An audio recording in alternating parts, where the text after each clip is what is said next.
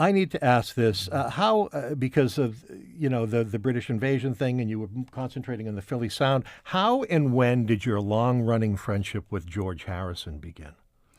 Well, as I began to dabble in race car driving, one of my mentors was a fellow named Richard Lloyd, who was a Londoner who actually had worked in the music business, was really a big time music fan, and he was a huge fan of a band and luncheonette. And when we first went over to England, I met Richard through some music business friends, and he was also a professional race driver, and of course, he wanted to talk about music. I wanted to talk about cars.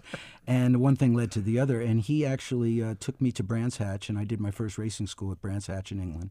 And I went through the whole thing. I got my provisional license, and then that led me back to America to start racing. So through the connection with Richard, then I started to meet people, and I eventually met Jackie Stewart. And Jackie and I and his family became very good friends.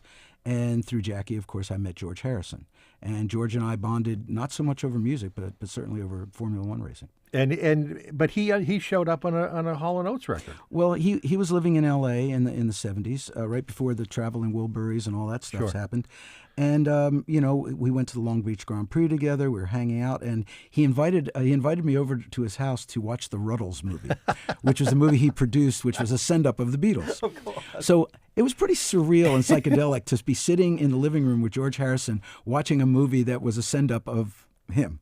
And he just got the biggest kick out of pointing out all these little subtleties and, well, watch this. Then this is where and it was a big deal for him, I think. And while we were there, I figured, well, it's now or never. I said, hey George, we're making an album. Would you like to play on it? And he was so cool. He said, only if I can just be in the band.